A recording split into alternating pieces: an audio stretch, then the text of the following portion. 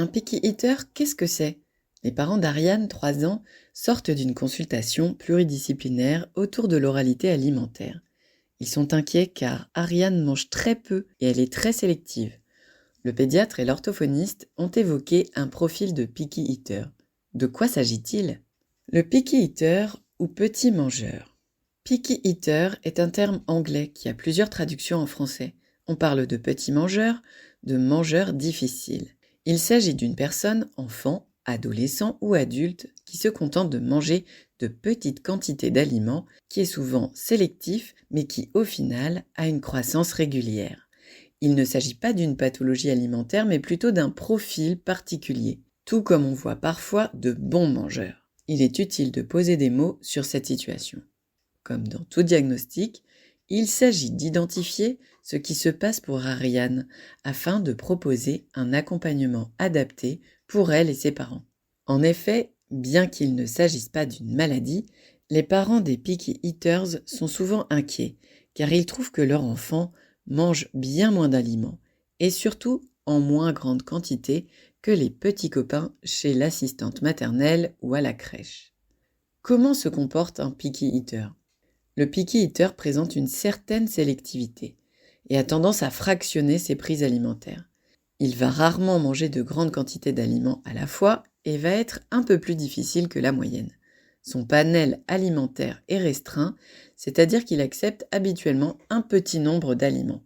Cependant, il n'a pas besoin d'avoir des compléments nutritionnels qui sont des produits pharmaceutiques utilisés pour compléter ou enrichir l'alimentation. Il n'a normalement pas non plus besoin d'une sonde pour l'aider à manger. Sa santé n'est pas en danger. Dans le cas d'Ariane, les repas sont un petit peu sportifs. C'est la bataille pour la faire manger. Elle refuse souvent ce que papa et maman ont préparé. Elle picore et elle se contente de petites portions. Pour autant, elle déborde d'énergie. Quand les copains dévorent une assiette de coquillettes, elle se satisfait d'une demi-portion. Là où les copines aiment manger comme leurs parents, Ariane se cantonne à ce qu'elle connaît bien. La sélectivité est fréquente à l'âge de la néophobie, mais chez le picky eater, elle reste stable dans le temps.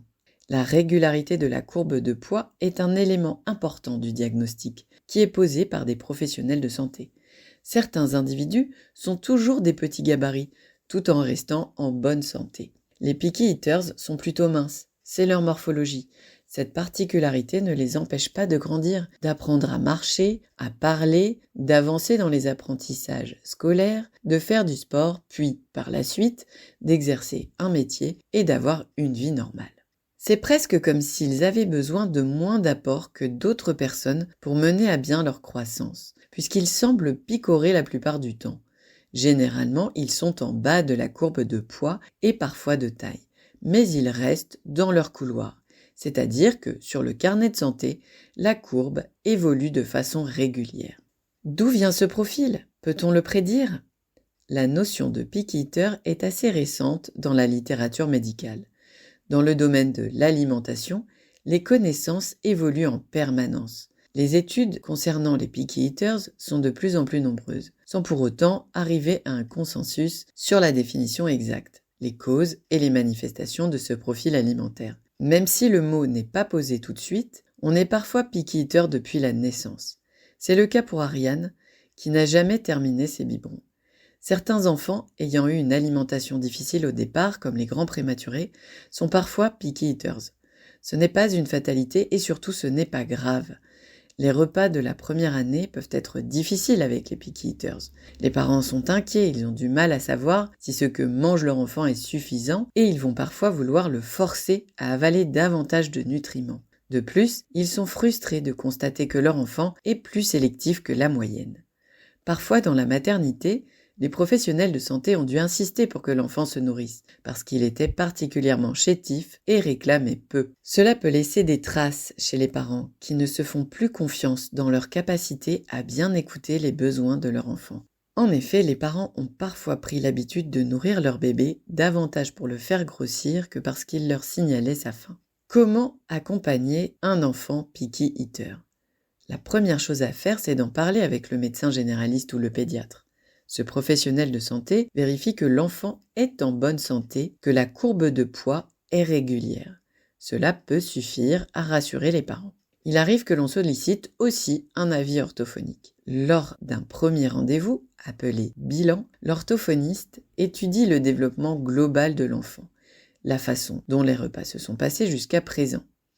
Le professionnel de santé étudie le panel alimentaire actuel, c'est-à-dire ce que l'enfant est en mesure de manger régulièrement. Il fait également un examen clinique.